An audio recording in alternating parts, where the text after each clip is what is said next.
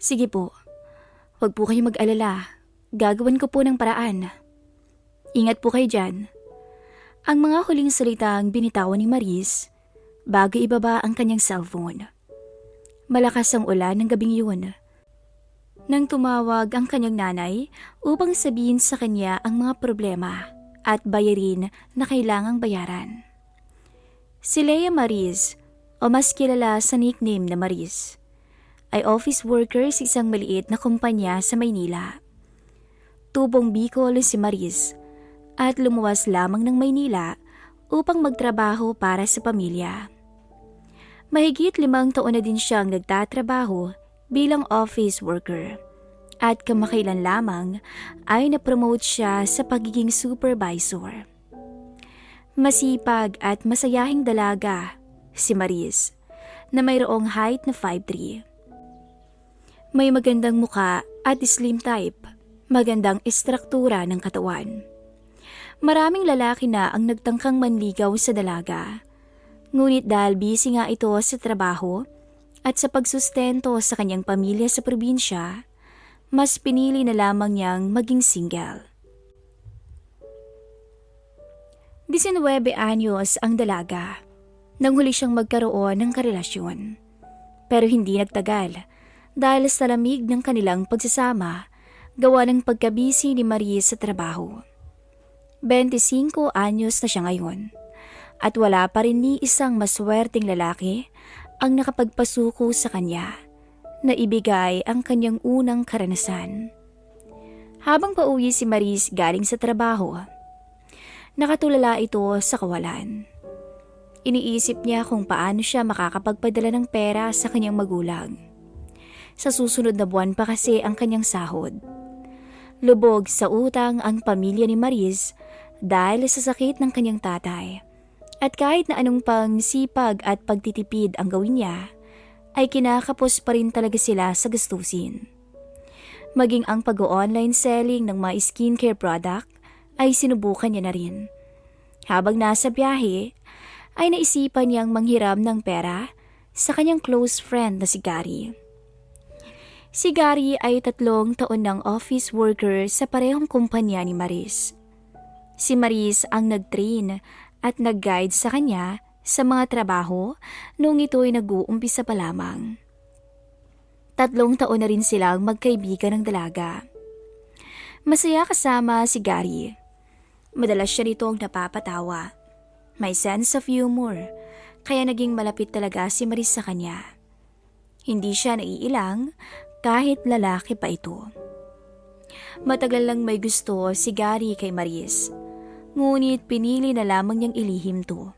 Dahil nga sa may itsura at panalo rin si Maris kung katawan lang ang pag-uusapan. Ngunit para sa kanya, minabuti na lang niyang ilihim ang pagtingin at pagkatakam sa dalaga. Dahil alam niyang wala naman siyang pag-asa dito. Hindi katangkaran si Gary, na mayroon lamang height na 5'5". Medyo chubby at may maitim na kutis. Hindi rin masasabing gwapo. Hindi talaga gwapo. Na pinalala pa ng pandemya dahil tad-tad ng tagyawat ang muka dahil sa mask. 37 anyos na si Gary at ni isang beses sa kanyang buhay ay hindi pa ito nagkaroon ng nobya. Ngunit hindi naman na ito bago sa usaping kama. Sa katotohanan, madalas siyang dating maghanap ng mga babaeng bayaran at handa siyang magbayad kahit magkano para lamang maibsan ang uhaw at kalungkutan ng damdamin. Pero natigil tong bisyo niya sa babae nung magkaroon nga ng pandemya. Isang araw, nakatanggap si Gary ng mensahe galing kay Maris at nais nitong makipagkita. Agad naman tong pumayag. Nakatira ang dalawa sa isang apartment. Medyo may kalayuan sa kanilang pinagtatrabahuhan. Ang apartment na ito ay may 4 na palapag. At sa bawat palapag ay may 5 units na good for 1 person. Ang unit ni Maris ay nasa 3rd floor at 2nd floor naman si Gary. Maya-maya pa ay may narinig ng katok si Gary. Bagamat hindi pa nabubuksan ang pinto, Alam niya na agad kung sino ito. "Ma'am, kayo ho pala, tuloy ho." Agad namang pumasok si Maris sa apartment ni Gary. Feel at home na dito si Maris dahil hindi ito ang unang beses na nakapunta siya sa apartment ni Gary. Komportable at may tiwala naman din siya sa kaibigan at katrabaho. Maliit lamang ang unit na ito, na meron lamang kusina at maliit na kwarto na nagsisilbing sala at tulugan. Pinaupo ni Gary si Maris sa upuan, habang si Gary naman ay naupo sa kanyang kama. Ang buong akala ni Gary ay balak na magbayad ni Maris ng kanyang utang, ngunit laking gulat niya na nang manghiram ulit ito ng malaking halaga. Meron na kasing utang si Maris kay Gary na nagkakahalaga ng 20K. Ginamit ni Maris ang perang to para sa check-up at sa gamutan ng kanyang tatay. "Kuya, Maris na lang pong itawag mo sa akin pag wala tayo sa opisina." "Ganun ba? Sinasanay ko kasing sarili ko na ma'am nang tawag sa'yo simula nung ma-promote ka last week. Ano bang sadya mo, Maris? Ba't parang seryoso yata masyado yung mukha mo?" "Pasensya ka na, Gary ah. Mukhang di pa rin ako makakabayad ng utang eh." "Walang problema, Maris. Hindi ko pa naman kailangan yung pera. Bayaran mo na lang ako pag okay na." "Pero kuya, kakapalan ko na yung mukha ko. Pwede ba ulit akong manghiram ng pera? Kailangan kasi ng pang-chemo ni tatay eh. Promise ko naman sa'yo, Kuya Gary, babayaran kita pag nagkapera na ako." "Naku Maris, wala na rin akong mapapahiram sa'yo. Magkano bang kailangan mo?" "Kailangan ko kasi ng mga nasa 40K para pambayad sa ospital. Kung wala kang 40K, kahit magkano na lang." Habang nag-uusap ang dalawa tungkol sa kanilang problema, hindi naman nakalampas sa paningin ni Gary ang mga hita at binti ni Maris. Napakakinis at parang nag-uudyok to sa kahinaan niya bilang lalaki. Yan ang mga bagay na nasa isip ni Gary habang nakikinig sa mga hinaing ng dalaga. Nakasuot ng pangkaraniwang puting long sleeve blouse si Maris habang nakarolyo hanggang braso ang mga manggas nito at nakatakin. Simple at may pagka-elegante ang porma ni Maris. Unti-unti ring nagbago ang kaisipan at pagtitimpi ni Gary tuwing pagmamasdan niya ang maamo at ngayon mukhang problemadong mukha ni Maris, na halos maluha na sa pagkukwento ng kanyang mga problema. Tuloy lamang sa pagkwento si Maris at tuloy lang din ang pakiusap niya kay Gary na sana'y makahiram siya ng pera. Wala siyang kaalam-alam na nag-iba na rin pala ang kaisipan ng katrabaho. May kung anong masamang motibo ang nabuo sa isip nito na hindi niya kailanman aakalain. "Tutulungan kita sa problema mo. Huwag kang mag-alala," ani ni Gary. "Talaga? Maraming salamat. Pero sa isang kondisyon." Diretsahang sabi nito. Ano naman yun, kuya?" "Papahiramin kita ng pera. Kung papayag ka, na makatabi kita ngayong gabi." "Ha?" Nabiglang sabi ni Maris. "Yun yung kondisyon ko." "Bastos!" Galit na sabi ni Maris. Labis talagang kinagulat niya ang mga katagang narinig niya sa kanyang pinagkakatiwalaang kaibigan. Nagmadali itong nag-ayos at lumabas ng apartment ni Gary. Galit at maluhaluhang bumalik sa kanyang apartment si Maris. Pagdating sa kanyang apartment, ay nalungkot siya sa sobrang pagkadismaya sa nangyari.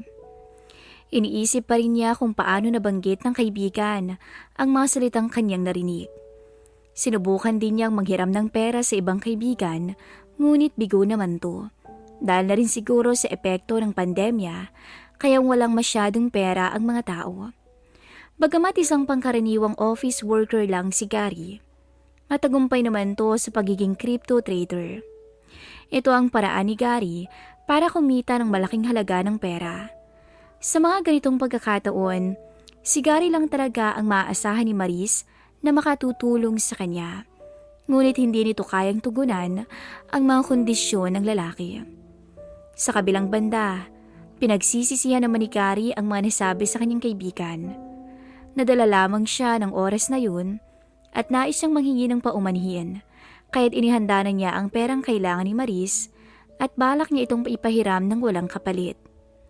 Inilagay niya ito sa sobre at dinagdagan pa niya to ng libreng 10,000 para sa peace offering at nagbabakas sakali na sana'y mapatawad siya ng babae. Kinabukasan, nagkita silang dalawa. Agad na umiwas si Maris at hindi niya na ito nakausap. Sinubukan niyang habulin para kausapin sana ito, pero mabilis nang umalis. Nakablock na rin siya sa messenger. Maging sa opisina ay iniiwasan na siya nito. Hindi siya makahanap ng timing para makausap si Maris. Nais lang sana niyang humingi ng paumanhin at nagbabakas sakaling maibalik ang kanilang magandang samahan. Makalipas ang 3 araw, habang nasa opisina, nakatanggap si Maris ng tawag mula sa kanyang nanay. Ayon dito, labis nang lumulubha ang kalagayan ng kanyang ama at kailangan na talaga itong maisailalim sa chemotherapy. Hinang-hina na si Maris sa problema pero hindi pa rin siya nagpapaapekto sa trabaho. Bagkus ay lalo pa niyang pinagbuti. Hindi pa natatapos ang araw na yun nang makatanggap siya ng mensahe galing sa landlady ng tinitirahang apartment. 3 buwan na kasi siyang hindi nakakapagbayad ng upa. At kung hindi pa raw siya makakapagbayad, kinabukasan ay mapipilitan na ito na paalisin siya. Naalala din niya na tambak na ang kanyang bill sa kuryente at tubig at maaari na siyang maputulan sa susunod na linggo. Sunod-sunod na naipon ang problema ni Maris na labis niyang ikinalungkot. Habang papauwi, naluluha na lamang siya nung iabot na niya ang kanyang pamasahe sa FX driver. Dahil yun na lang kasi ang natirang pera ng kanyang pitaka. Gulong-gulo na ang isip niya. Hindi niya alam kung saan siya kukuha ng pera. Maski pambili ng pagkain ngayon at pamasahe ay wala na rin siya. Pagdating sa apartment building na inuupahan niya, napatingin na lamang siya sa unit ng kaibigang si Gary. Naisip niyang yun na lang talaga ang tanging paraan. Habang paakyat ng hagdan, bigla na lamang siyang napatigil sa 2nd floor at nag-isip ng mabuti kung kaya ba niya ang kondisyon na hinihiling ng kaibigan. Habang nag-iisip, hindi niya namamalayan na nasa tapat na siya mismo ng pinto ng unit ni Gary. Huminga ng malalim, pinunasan ang naluluhaluhang mata at kumatukto. Nagtaka si Gary kung sino yung tao sa labas ng pinto. Wala kasi siyang inaasahang bisita sa araw na yun. Ngunit umaasa siya na sana si Maris ang taong nasa pinto. Laking gulat at tuwa niya nung makita niyang ang kaibigan niya ang nasa pintuan. Heto ng pagkakataon niya upang manghingi ng paumanhin. Kayo ho pala ma'am, yung tungkol dun sa ano. Hindi pa tapos magsalita si Gary nang biglang magsalita si Maris. Payag na ako. Ha? Nagtatakang tanong ng lalaki. Payag na ako sa kondisyon mo. Ikaw na lang kasi ang makakatulong sa akin.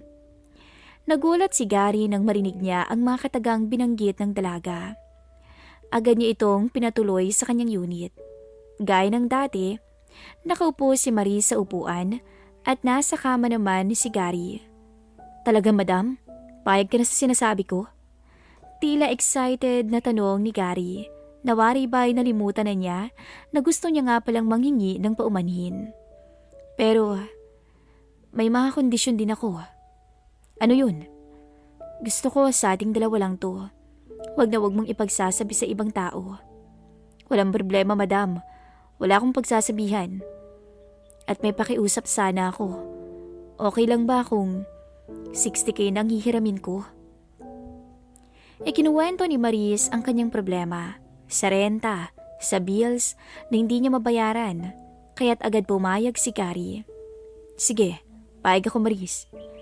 Nakasuot ng cream color blouse si Maris with black blazer at naka-black na palda din na above knee level. Nababalot ng katahimikan ng buong kwarto sa mga sandaling yun. Tumayo si Maris at huminga ng malalim at unti-unting inaangat ang kanyang palda.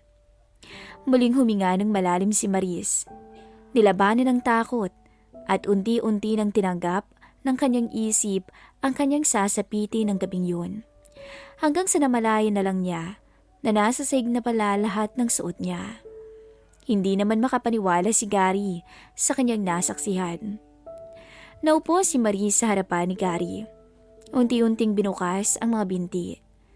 Napansin niya ang mukha ng kanyang kaibigan na mukhang agresibo ng mga oras na yun.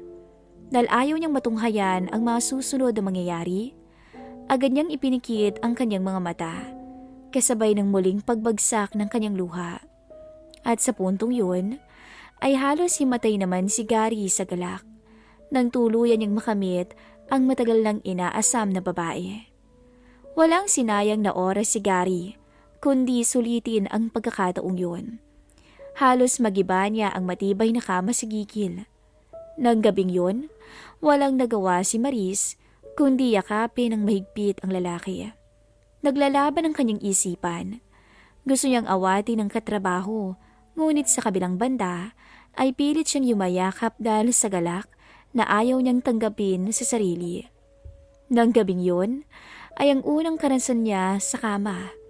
Kahit labag sa kanyang puso, ay may kung anong galak at kiliti pa rin sa kanyang pagkatao nang tuluyan siyang madala sa rurok ng kanyang katrabaho. At aminado siya at natatakot na baka hanap-hanapin niya ang tagpong yun. Muli namang natauhan si Maris sa sitwasyon niya. Pilit na inayos ang sarili. Ngayon lamang niya dinanas ang ganoong karanasan. Ngunit labag pa rin to sa kanyang puso. Kaya naman muling umiyak si Maris dahil sa kanyang naging sitwasyon. Hindi pa rin siya makapaniwala sa pinagdaanan niya. Gamit ang natitirang lakas, mabilis tumayo si Maris mula sa kanyang pinagkakaupuan. Kinuha ang kanyang bag, pati na rin ang sobre ng pera. Walang imik na mabilis lumabas ng unit ni Gary. Sa pagmamadali ay nalimutan pa nga niyang kanyang panloob. Tuwang-tuwa naman si Gary sa nangyari. Hindi pa rin makapaniwala na nakamitan niya ang matagal na niyang pinapangarap na babae. Agad na dinampot ni Gary ang kapirasong telang naiwan ni Maris bilang remembrance. Lumuluha pa rin dumating si Maris sa kanyang unit. Pagdating niya, mabilis tong nagpunta sa banyo para mag-shower. Hindi pa rin siya makapaniwala kung bakit sa kanya nangyayari ang mga bagay na yun. Kinabukasan, agad na ginamit ni Maris ang pera para makapagbayad ng renta. Binayaran na rin niya ang kanyang mga bills. Nakapagpadala na din siya ng pera sa kanyang magulang. Natapos lahat ng problema niya sa araw na yun. At kahit papaano ay may natira pa siyang pera at nagbabakas sakali ito na sana umabot hanggang sa susunod niyang sahod. Makalipas ang isang buwan, back to normal na ulit ang buhay ni Maris. Bumubuti na rin ang kalagayan ng kanyang tatay. Wala siyang naging problema sa buwan na yun at sana nga'y magtuloy-tuloy na. Ngunit mukhang hindi na talaga maibabalik ang pagkakaibigan nila ni Gary. Kasi sa tuwing magkakasalubong ang dalawa, ay agad silang nagkakailangan. Nakontento naman na ang dalawa sa ganoong sitwasyon. At pareho na nga nilang tanggap yun. Nangako si Maris sa sarili, nababayaran niya ang utang niya kay Gary para malimutan na rin niya ang lahat ng pinagdaanan. Ngunit dahil sa maintenance ng chemo ng kanyang tatay, maski piso, ay hindi pa rin to nakakapagbayad. Kahit mataas na rin ang sahod niya ay sakto lang to para sa gamutan ng kanyang ama. Hindi naman to alintana ni Gary dahil sa hindi nga siya masyadong nangangailangan ng pera. Ang tanging hiling lamang niya sa ngayon ay muling maibalik ang pagiging close nilang dalawa ng babae. Hanggang dito na lamang po ang ating storya at salamat sa pakikinig.